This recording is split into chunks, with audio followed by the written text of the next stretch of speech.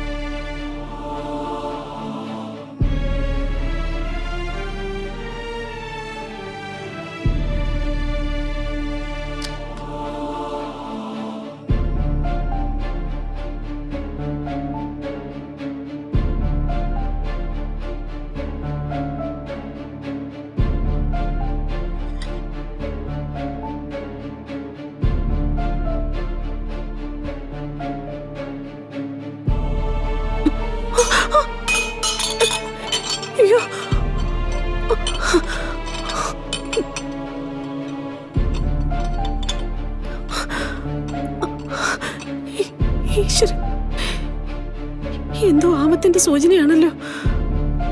ഈശ്വര, ദൈവമേ, ആർക്കും ഒന്നും വരുത്തല്ലേ.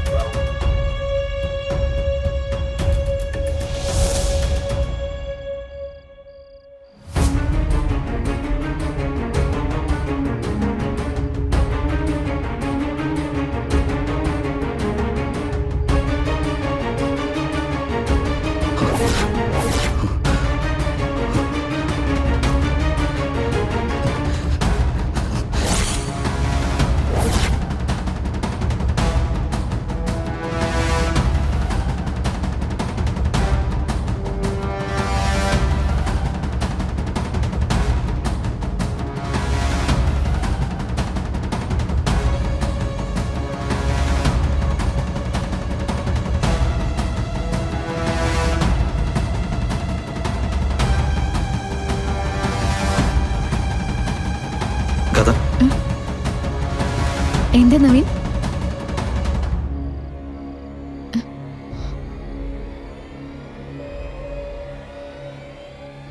എന്തിനാ ഇത്ര ടെൻഷൻ? ഞാൻ പറഞ്ഞില്ലേ അതൊന്നും വേണ്ടാന്ന്. എന്നെ കൊണ്ട് പറ്റുന്നില്ല. നിമിഷ നേരം കൊണ്ട് എത്രയോ വലിയ പ്രശ്നങ്ങളൊക്കെ പരിഹരിക്കുന്നയാളാ. എന്നിട്ടിപ്പോ കൊച്ചുകുട്ടികളെ പോലെ പറ്റുന്നില്ല, കണ്ണു നിറയാ. അയ്യേ, കഷ്ടാട്ടോ. ഇത് തൻ്റെ കാര്യമല്ലേ, അതുകൊണ്ട് എനിക്കതിൽ കുറച്ചിലൊന്നും തോന്നുന്നില്ല. എനിക്കറിയില്ലടോ, ഞാൻ ഇന്നത്തെ രാത്രി എങ്ങനെ അതിജീവിക്കുമെന്ന്. അതിജീവിക്കാതെ പിന്നെ? പൂജയും കഴിഞ്ഞ് ആയുസ്സും തിരിച്ചു പിടിച്ച് ഞാൻ വരുമ്പോ ഈ ആളിവിടെ ഉണ്ടാവണ്ടേ? പൂജ നന്നായിട്ട് പൂർത്തിയാവും. താൻ വീണ്ടും ഇങ്ങനെ സംശയിച്ച് ഒന്നും പറയണ്ട. ഞാൻ ബാക്കിയുണ്ടാവും. ഇങ്ങനൊരാളെ സ്നേഹിക്കാനുണ്ടാവുമ്പോ ആ സ്നേഹം തട്ടിക്കളഞ്ഞ് എനിക്ക് എങ്ങോട്ടും ഓടിപ്പോവാനൊന്നും പറ്റില്ല. മനസ്സിലായോ?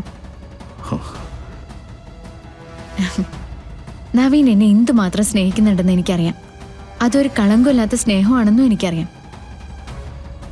എന്നെ കൊണ്ടുപോകാൻ കാലം വന്നാലും ഞാൻ ആ കാലിൽ കെട്ടിപ്പിടിച്ച് കരയും. നവീനെ കുറിച്ച് ഞാൻ പറയും.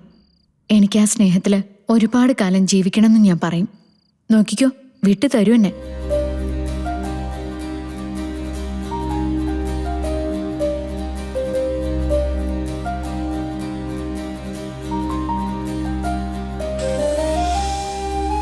അവസാനിക്കാത്ത പരീക്ഷണങ്ങളിലൂടെ ഞാനും താൻ എപ്പോഴും നടക്കുന്നത്.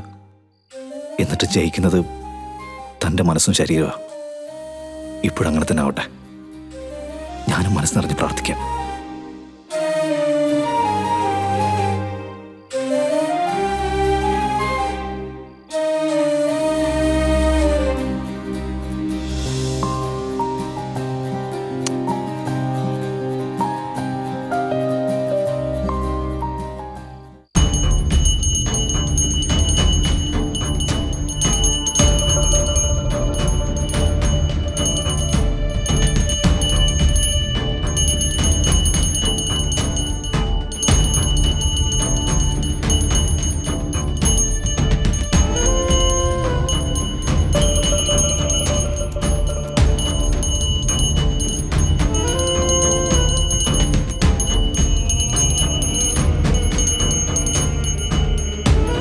തിരുമേനി,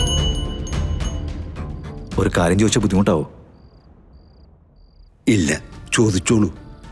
ഗാഥ നടത്തുന്ന പൂജ ഇത്രയും കഠിനമാവാനുള്ള കാരണം എന്താ?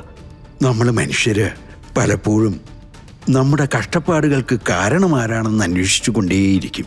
പക്ഷേ പ്രപഞ്ചത്തിൽ വരുന്ന മാറ്റങ്ങൾ നമുക്ക് തുടച്ചു മാറ്റാൻ പറ്റില്ല. ഇപ്പോൾ ഗാഥയുടെ ജാതകത്തിൽ സംഭവിച്ചതുപോലെ ഒരു ദശാസന്ധി വന്നു കഴിഞ്ഞാൽ അതിന് പരിഹാരം ചെയ്യുക മാത്രമാണ് മാർഗം.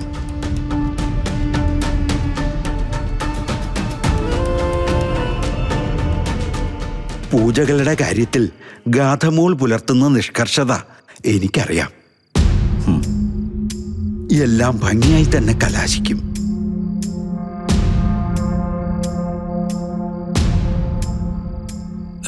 എടാ മോനെ നവീനെ, തിരുമേനിമാരോട് അങ്ങനെ ചോദ്യങ്ങളൊന്നും ചോദിച്ച് ബുദ്ധിമുട്ടിക്കല്ലേ.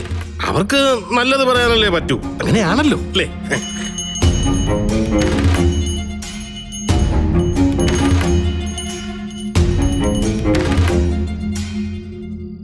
എല്ലാം പ്രതീക്ഷിച്ചിരിക്കണം. അപ്പൊ പിന്നെ പ്രത്യേകിച്ചൊരു ഞെട്ടലിന്റെ ആവശ്യം ഉണ്ടാവില്ല. ഈ ജന്മം മുഴുവൻ നവീൻ ഇതൊക്കെ തന്നെയാവും പണിയെന്നാ എനിക്ക് തോന്നുന്നത്. വല്ലാത്തൊരു ജാതകവും കല്യാണവും തന്നെ.